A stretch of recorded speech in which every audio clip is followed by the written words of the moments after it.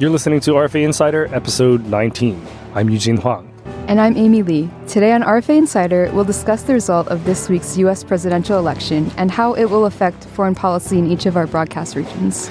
And then on the rundown, we've got two stories as usual, one from Vietnam and one from Myanmar. Thanks for tuning in. RFA Insider starts right now.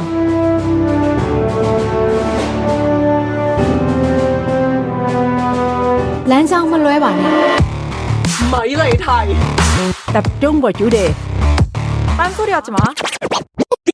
Offbeat. Okay, today on RFA Insider, we're going offbeat with Alex Willemyns, who is the State Department correspondent for RFA English. Welcome to the podcast, Alex. Welcome. Hi, thanks for having me. Yes, Alex is also our first guest from the English service, meaning that we've hit almost every RFA language service on RFA Insider. Yep, only the Mandarin service has been holding out on us. Well, actually, we haven't gotten around to them. Yeah, maybe we're the ones holding out on them. Right. Anyway, we've actually had a lot of talk about the election already, but we kind of want to focus the parameters of our discussion a bit today. So we're going to talk about U.S. foreign policy in Asia and how it will be similar or different under Trump's second administration. So are you up for that, Alex? Yeah, absolutely. Okay. It's a big task. Yeah. So as the State Department consultant, Alex has been keeping up with foreign policy towards Asia during the final years of the Biden administration. And looking forward, we can expect that this election will have sweeping ramifications for many of our broadcast areas, and especially China. So let's start our discussion there with China. I think over the last 4 years, we've seen the Biden White House focus on being cautious but firm with China. So they've tried to build stronger alliances with U.S. allies like South Korea, Japan, Australia, even India, to try to kind of box in China a little bit if it ever wanted to be very aggressive. I think with Trump, there's a lot more question marks about how he'll approach things. I think if we look back to his first term, if you'd said, Trump is going to threaten nuclear war with North Korea or Trump will be best friends with Kim Jong-un, both of those statements would have been correct. So it's very hard to kind of picture like how he will approach things. But the certain thing is that he's not going to be so focused on this institutional alliance building that Biden has been focused on. He's going to be more focused on himself as the deal maker. Oh, I see. So in a way, then, it would be almost as if rather than forging alliances with the neighboring countries, it would be more about the interpersonal relationship between him and Xi Jinping. That might be more of the focus, you're saying? Yeah, certainly. I think he'll take a very transactional approach to things.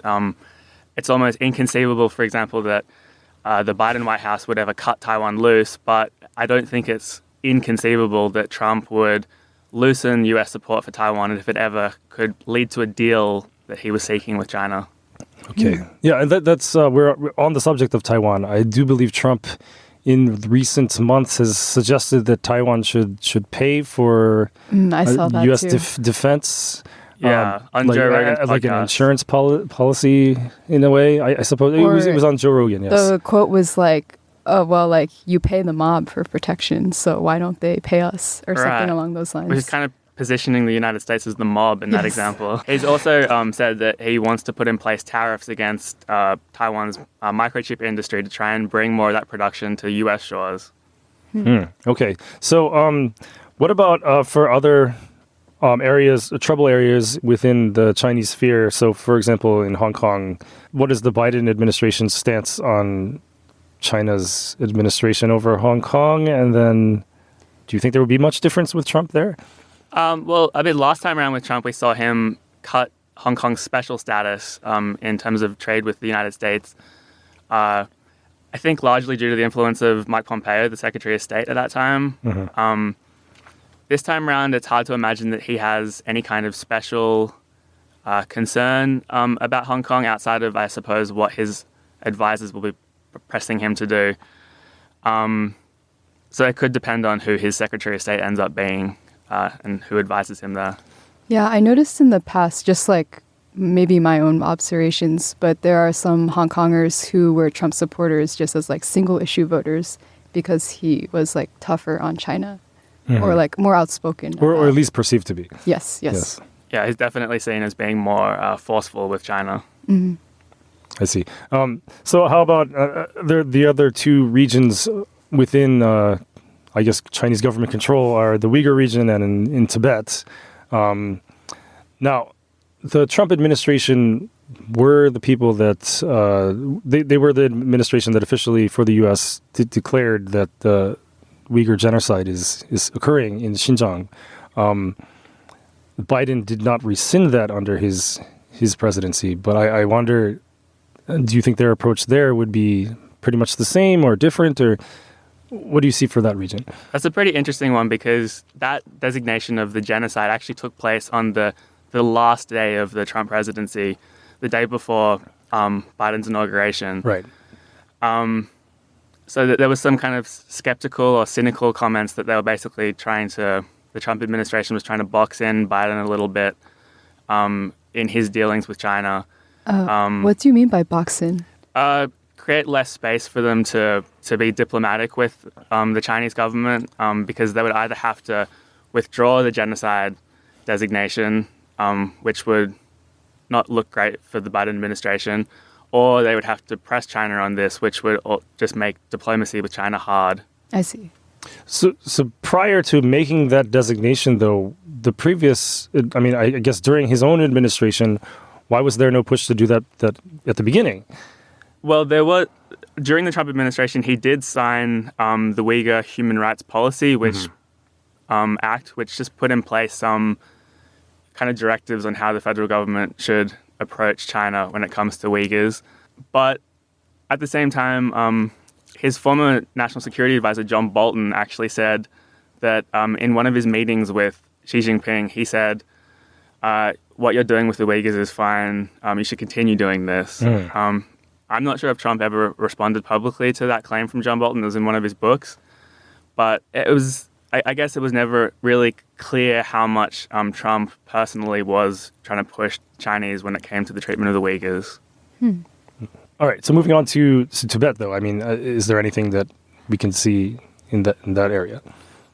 Similar to his declaration of the Uyghur genocide, in the weeks before the end of his term, he did sign into law another piece of legislation basically directing the federal government to put more pressure on China over Tibet. So, it's hard to really know how much value to place on these actions that he did in the dying days of his term. As you say, he didn't really push to do these things early on in his term. Yeah. Yeah. Okay. All right. Next one is kind of interesting. We want to talk about North Korea a bit. And when we're talking about that, we're going to also include South Korea and Japan because they both have bilateral alliances with the United States. And one thing that I thought was really interesting is that if you look at who's in charge of the U.S. and who's in charge of South Korea over the past few administrations, like whenever South Korea has a liberal in office, it seems like the U.S. goes con. And then whenever, so we're talking about back then, it would have been Kim Dae-jung and then Roh Moo-hyun in South Korea, and at the time, Bush, right? And then up to Obama, and then they went with Lee Myung-bak and Park Geun-hye, which are they're very right wing, and Trump, and then they went Moon Jae-in, and then now they're back with Yoon Suk-yeol, and now this is going to be the first time that we actually have two conservatives in charge of South Korea and the United States, and that has a lot of ramifications for interacting with North Korea. I would say all of Trump's interaction with North Korea happened during the time when South Korea was more open to engagement with North Korea with someone from the more liberal or more left-wing party in office. So I wonder now, we've got two conservatives, what the approach to North Korea will be. I think it's kind of interesting that when you had the liberal president in South Korea and Moon, he was more open to the diplomacy with the North, similar to Trump, whereas I think the Biden administration has kind of flipped that, and you had the liberal president in the United States trying to, I guess, be more hardline against the North Koreans. So now you have the two conservatives in power, but Trump is probably going to be more open to diplomacy with Kim, and he's indicated that during the campaign, whereas Yoon probably will be less open to that, but I guess we'll have to wait and see what happens. I wonder if that could potentially drive a wedge between the United States and South Korea over Trump's willingness to engage with Kim Jong-un.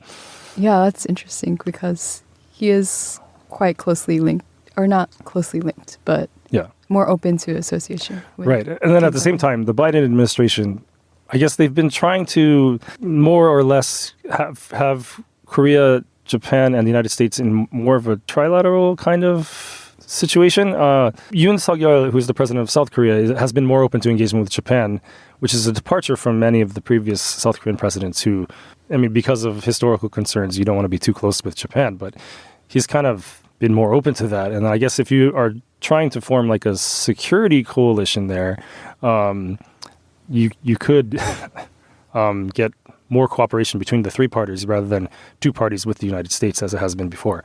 So I guess in this situation, that's been the modus operandi of the Biden administration as far as I see it. But do you think that initiative would be left to the wayside now that Trump's coming around? Biden's Asia czar and now the Deputy Secretary of State, Kurt Campbell, has considered that trilateral relationship between the U.S., South Korea, and Japan as like one of his biggest achievements and one of the biggest achievements of the Biden foreign policy on Asia. They spoke a lot about trying to institutionalize it so that future administrations basically couldn't wind it back.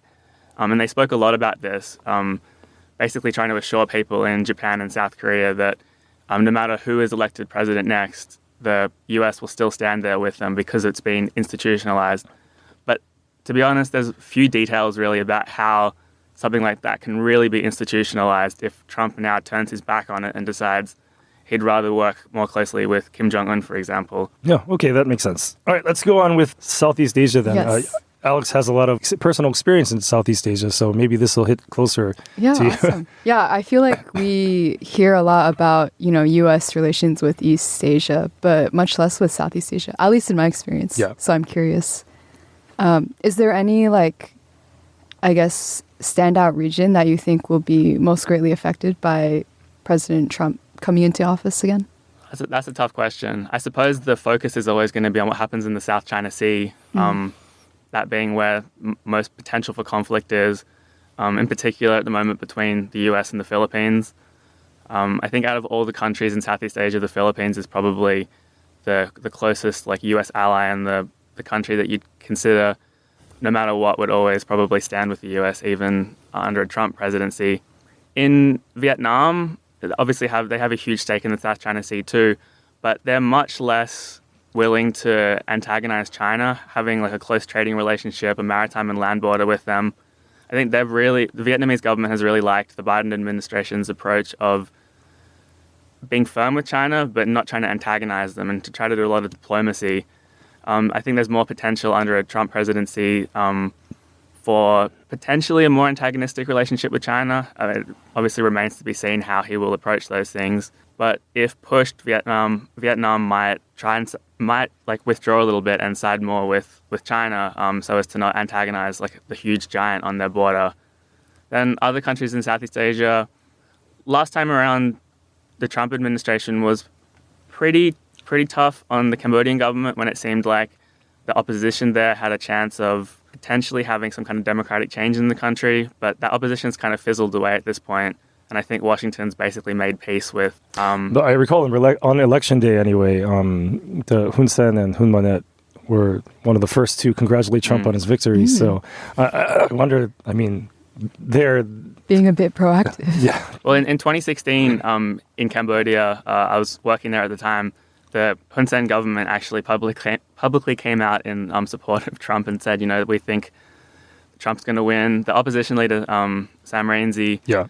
Publicly backed Hillary Clinton, and the way things panned out after the election, Hun Sen was very happy with things. It took a lot of pressure off him that the Obama administration had been putting on him. So I think there's kind of very old battle lines drawn in Cambodia when it comes to Trump. In Myanmar, Myanmar was actually one of the countries that was subject to the Trump visa ban that he put in place on mostly African countries, but it was also one of the countries. Trump did pay lip service to ending atrocities in Myanmar when he was president, but I don't see it as being a particular focus of a Trump presidency. Okay, so that's a very, very brief discussion all around our broadcast areas. I just want to ask you, as State Department correspondent, who do you think is first in line to be Secretary of State in the second Trump administration? A name that keeps getting floated is Marco Rubio, who people will remember Trump once called Little Marco, but who has since kind of he's taken him under his wing. Another favorite is Rich Grinnell, who was the ambassador to Germany. He's seen as a very kind of far-right figure. He was criticized during his ambassadorial term there. Very much one of Trump's lead proponents of the America First approach to foreign policy. There's also Bill Hagerty, who was Trump's ambassador to Tokyo and is now a U.S. Senator for Tennessee. And then Trump's former national security advisor, Robert O'Brien, who was his last national security advisor and is very anti-communist and strong on China. He's also been considered. Very interesting. Okay, Marco Rubio has been championing the Uyghur cause within the United States Congress. So if he becomes Secretary of State, then maybe we'll see more emphasis put on the Uyghur issue. So we'll see. That's a very interesting group of people. We'll find out in the coming weeks and months who will be the appointee. Thank you very much for coming on RFA Insider, and we'll see you next time. Thanks for having me. Thanks so much.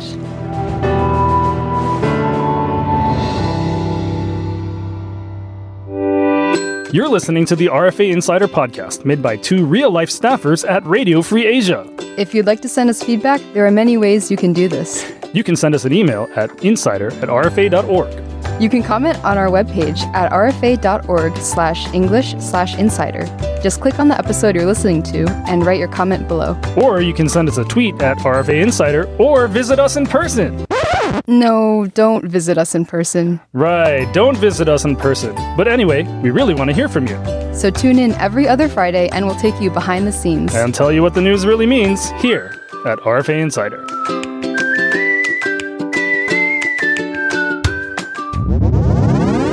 Okay, welcome back to RFA Insider. We just got out of a conversation with Alex Willemyns, who is the State Department correspondent for RFA English, and he's the first person from RFA English to appear on RFA Insider. I thought that was a really good discussion.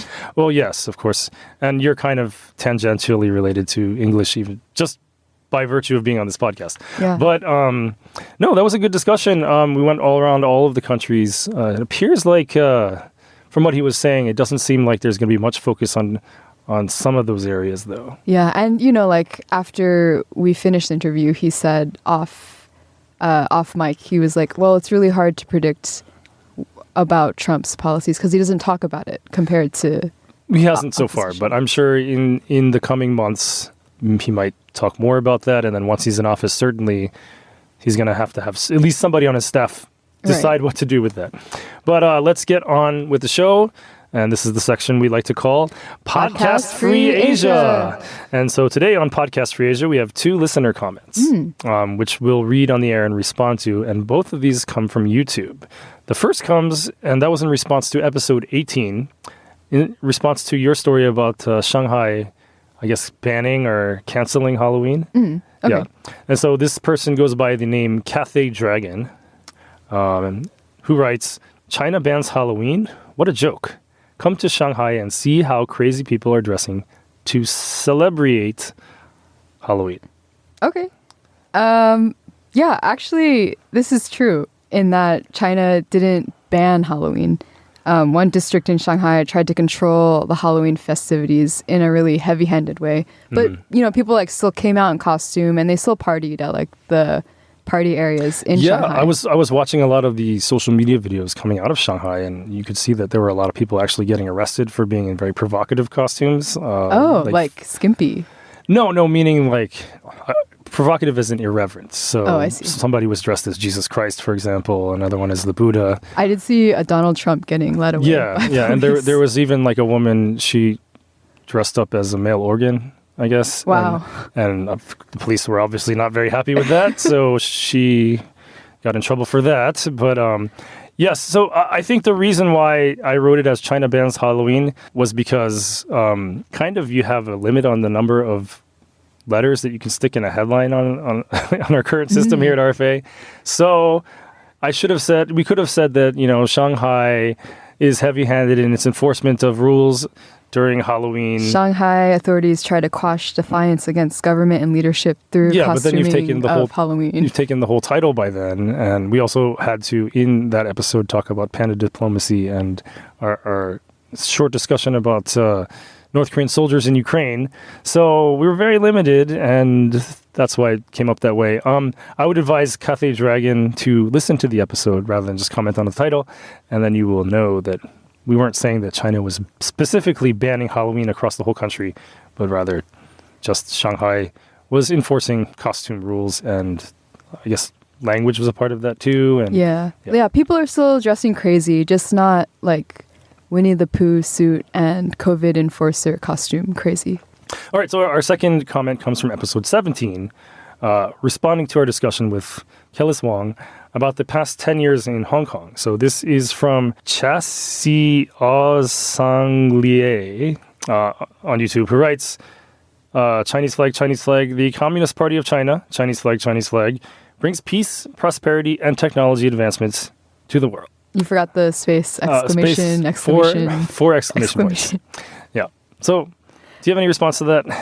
Thank you for commenting and engaging with our content. Yeah, exactly. I sense that this person was probably trying to troll us, but, that's an opinion. And if that's your opinion, then you're entitled to that opinion. Bringing technological advancement, sure. I mean, I'm sure scientific research occurs in China. Bring peace and prosperity. I mean, let's just say that there are different ways to maintain peace, I will say. All right, that was a good response. Okay, additionally, we've been getting a lot of positive feedback about our special report on pandas. So a lot of this positive feedback has been word of mouth, and with one listener, which I will call Mr. J, who said it was really eye-opening to know that the pandas in Taiwan have names that are intentionally nationalist. As you recall from the documentary, the Taiwan pandas were Tuan Tuan and Yuan Yuan. Mm-hmm. And the word Tuan Yuan, so when you put their names together, that means unification. He was not aware of that. I also did not know that. And that was, of course, presented by Jane Tong from the investigative service who shared that tidbit with us. So, that's good that a lot of different people are taking different things from our reports and finding different ways to like things. I thought people would really like, the whole procession of like retro music as we go through the history of the pandas being in DC. Other people said that they like that, but he was specifically on that point, like it really gets you to show what China's agenda is, which, I mean, that's in regards to Taiwan, so maybe that's why, but I mean, most of the other pandas' names mean things like treasure or joy or something like that. Yeah, right? like precious treasure or like my utmost joy. All right. But yeah, I thought it was interesting because it's not a fact you'd usually find in regular reporting about the DC pandas arriving. Right. So definitely, we will in the future do more reports like the Panda Special Report because of the overwhelmingly good feedback that we've received. So you could stay tuned for that. I have no idea of what we're going to report on next or when that will be, but we will keep our eyes open.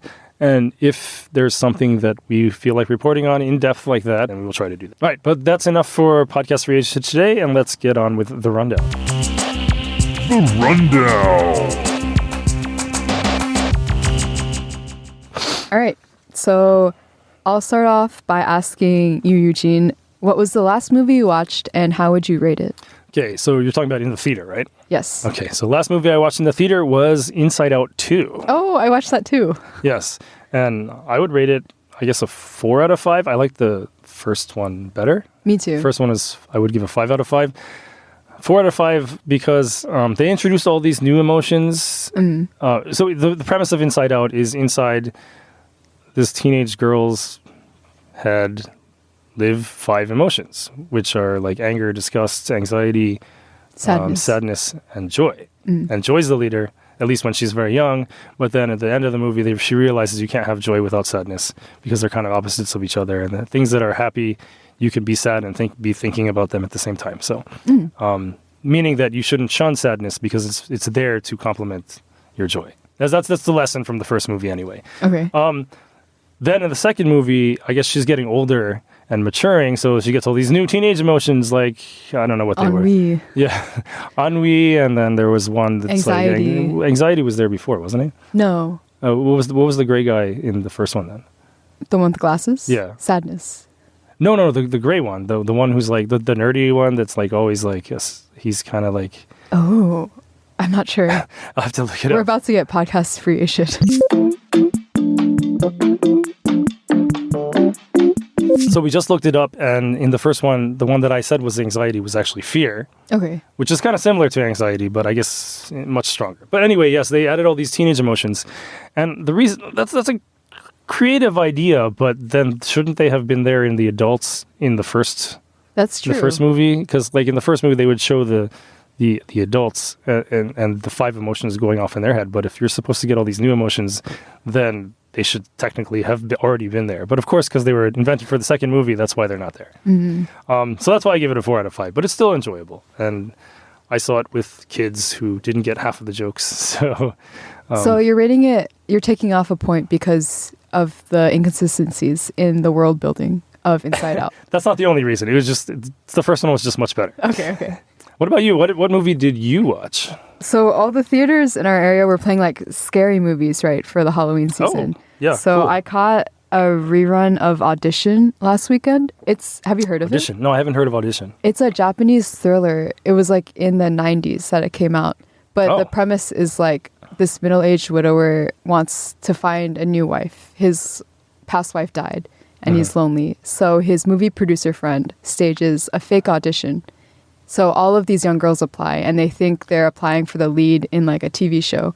And That's creepy. yes, and then the protagonist is screening them all in search of his future wife. That would not fly today if it was made today. Okay. No.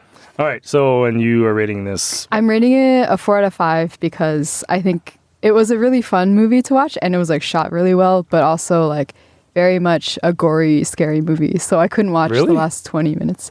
Yeah. Wait, it sounds like it's like almost a romantic comedy from how you described it. It's- But It starts off as a rom-com for like the first hour or so. and then it turns into straight up like slasher horror. Or like, So, warning, slight spoiler alert. Okay. But the well, it's a girl- 20-year-old movie, so Yeah. it's fine. The girl that he picks turns out to be unhinged. Oh. So she like kind of turns everything around on Well, him. he kind of deserves it. I mean, he deceived all these women into auditioning for Yeah. not his wife. But did he actually marry her though? Is that what happened? And he married her, and then she flipped out on him. No, she had intense abandonment issues and then tortured him because she thought he went back on his word. That sounds delightfully frightful. Okay. All right, but why are we talking about movies? So I asked because in Myanmar recently, one man disappeared after writing a bad review of a movie, only to reappear in police custody for, quote, instigation. So he wrote a bad review of a movie? Yes. That And got in deep trouble. So you're not allowed to criticize movies. Well, it wasn't even a true movie review. He commented on the movie's title and the promotional poster, Oh. and that was enough to land him in hot water. Wow. Okay, so which movie? The movie is titled Jakit Sa Putri. Our audio engineer, who is Burmese, is laughing at me. So the translation is like, have you ever ridden a Jeep? Have you ever ridden a Jeep? Yes. But people use this phrase as like a greeting jokingly for Indian people in Myanmar because it sounds similar to a Hindi greeting. Oh, what's that? I couldn't say, but it sounds Okay. very similar, All right. basically. Okay. So I asked a Burmese friend about it, and he was like, yeah, it's like a pretty common thing to like say between friends. And like, it's not meant in like any kind of like hate. It's like humor. But obviously, you know, like your feelings towards this phrase might differ if you're actually a Hindu in Myanmar who like hears this over and over again. Okay, and the Hindus in Myanmar are there lots? No. Myanmar is predominantly Buddhist, so Hindus make up like a very small percentage of the population, very much like a religious minority, and thus face all the lack of representation that Yeah. comes with that. So time out. I was going to say, like, are we talking about the Rohingya? But they're Muslims, right? So, Yeah. There are some Hindu Rohingya, but very few. Oh, okay. So the movie reviewer in question, his name is Shine Het Ong, and he's a 33-year-old Indian Burmese activist in Myanmar. So in late October, he wrote this Facebook post about this movie. It's a Burmese rom-com that's coming out this month. Okay. And he basically just called it out for its racist undertones.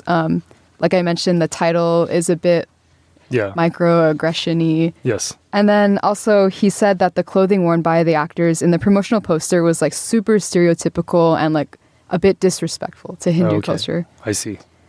So that's all he said. Yes, and his then- post went viral, so thousands of people liked it and shared it. So clearly, it struck a nerve.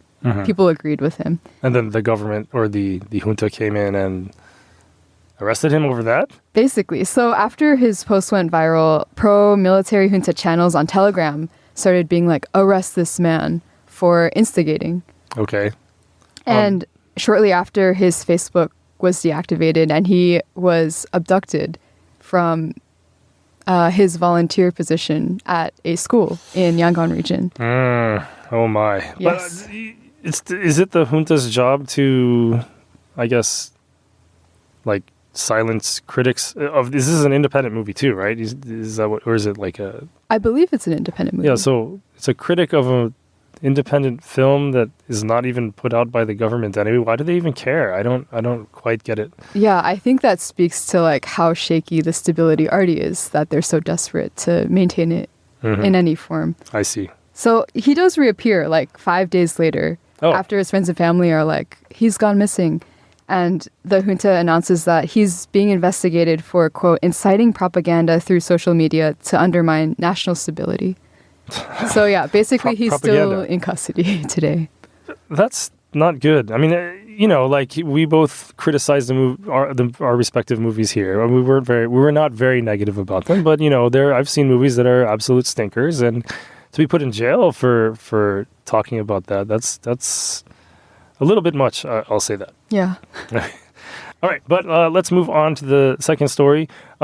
So this story is going to be about territorial disputes and water. So I wanted to prime it with a few examples to illustrate how certain territorial claims work. So let's say we're in D.C. and the Potomac River runs directly south of us. Okay. So if you were in Virginia and you were crossing a bridge to get into D.C., where does D.C. start and where does Virginia end? In my opinion, DC starts when you see the sign that says "Welcome to DC." Okay, and where would that be? It's like in the middle of the bridge.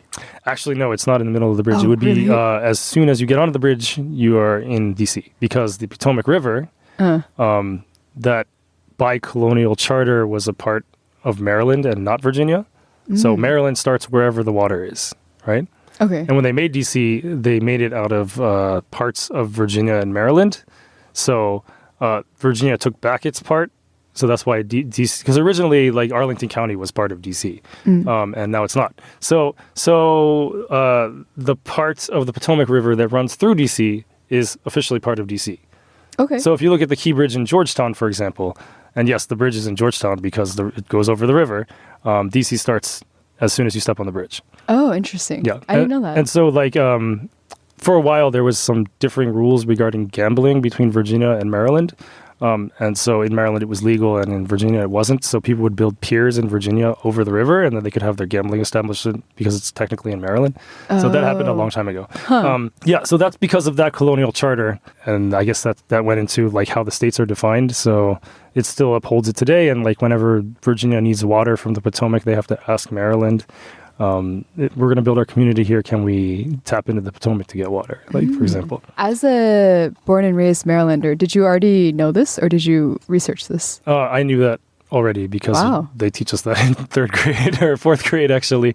And we were very critical of Northern Virginia for expanding so rapidly. And there were like lots of news of them having water shortages back in the 90s. So it's been kind of a thing.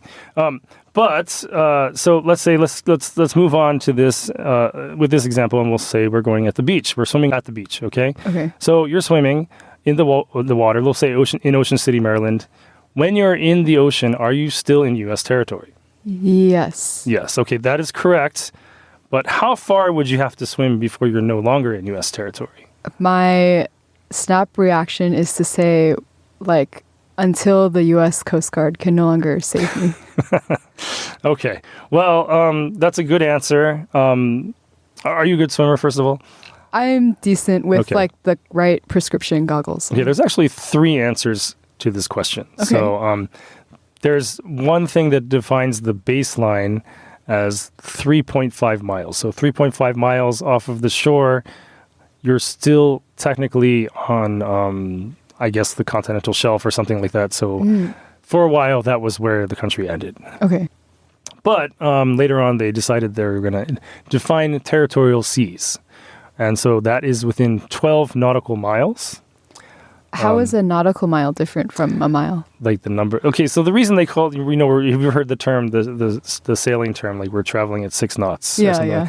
That's like the measurement of tide knots within an anchor or something, and how many knots pass by the ship within a certain, like they tie it every 5 meters or something like that, and then however fast the knots are passing within a certain given amount of time that's how many knots you're traveling. Okay. I guess because since the water's moving, it's hard to just tell how fast you're moving otherwise. So a nautical mile then would be the number of knots that equals an estimation of a mile, and it's different from a land mile because that's clearly defined as 5,280 feet. I see. You can't really define that on the sea because it's moving around so fast, I suppose. Okay, that makes sense. I don't know the exact reason why they're different, though, but it has something to do with the speed measuring thing. All right, so it turns out that the nautical mile is not based on knots. It's the other way around. The nautical mile is the meridian arc length of 1 minute of latitude at the equator, or 1/60th of a degree, and that's equal to about 1.151 miles. The knot is 1 nautical mile per hour, and yes, that was once measured at sea with a device called the chip log, which would measure the speed by throwing out a line with knots tied at specific intervals. The number of knots that passed through the sailor's fingers in 30 seconds were counted to measure the specific speed. Okay. And then there's something called the exclusive economic zone, which is 200 nautical miles. What is an exclusive economic zone? It's an area where a country is permitted to make money. Okay. No, that's actually a decent answer. It's not terrible. So basically it's saying this is within the territory that the country has exclusive rights to all marine resources. Okay. Okay. So only one country. Yes. So off of the coast of the United States, for example, if you're in Ocean City, Maryland, for the next 200 miles out, if you find oil in that area, then that belongs to the United States. Okay. Specifically Maryland, if you cared about that. But what about though? What happens when countries are close to each other, and if you were to go out 200 miles, you'd already be in another country. What would you do in that case? Where would you draw the line? Yeah, I don't know. Or maybe you would draw it, and then you would still have kerfuffles with various fishing vessels and Coast Guard that is ships. Definitely what does happen, but not necessarily because of where it's clearly defined in international law that you would draw it at the halfway point. So if two countries are 50 miles apart from each other over the sea, then the first country will go up to the 25-mile mark, and the other country would start from there, and they'd get the rest. I mean, that seems fair. Yeah. But we're also this became a thing in 1982 when the International Law of the Sea was passed, and so that means all these small uninhabited islands in the ocean, which nobody even cared about before that, suddenly they became very important, because if you've got a tiny island off of your shore that you say is yours and the other country agrees, then let's say it's 10 miles off the shore in our example where it's 50 miles apart, and then your island is 10 miles off the shore. Then you're going to draw the line in between that 10-mile mark and the 50-mile mark, which means that you'd get, 20 more. So you want like the furthest point of territory, so you can cover more sea. Exactly. So you can draw the line at closer to the other country, and farther from your own, so that you have more sea that you can claim as yours. So after this International Law of the Sea was passed, you've had all these countries. They were trying to prove that these islands were in their territory. And the ways they would do that would, they would use historical sources saying, oh yeah, back in the reign of such and such king 500 years ago, we physically had people going there for fishing, so therefore it's ours. And the other country would say, oh, we have this other document that proves that we were there first. And it's very possible that they were both going there and just didn't care about it because it's just basically a small island that nobody cared about. But now it's super important because of where you're going to draw the line. So they would do things like that to prove their case. Now, let's say in this example, there's like a sea mountain and its peak sticks out of the sea a bit, but it's not necessarily enough to form an inhabitable island. And if you're in a boat passing by, it looks just like it's like a pile of rocks sticking out of the ocean. Does that count as an island? I was going to ask you. In this case, it depends. There are all these different kinds of legal definitions and criteria for it to be considered an island, and whether it's the territory of a specific country. And in some cases, this will be in an area where multiple countries claim. So today's story is actually about the Spratleys, which that's an archipelago in the South China Sea. Okay. And it contains hundreds of islands and islets and cays and reefs and atolls. Now, do you know what all of those different things are? No. Okay, they're all basically islands. Reefs they're islands that are always submerged, and I think cays are sometimes submerged. If they're submerged, can they still be claimed as territory? We're going to get into that, but yes, that's a very good question. So anyway, some or all of the various inhabited and uninhabited islands in the Spratleys are claimed by the governments of Malaysia, China, Taiwan, the Philippines, Vietnam, and Brunei. And they try to demonstrate their sovereignty over these places by building structures or stationing military there. Okay.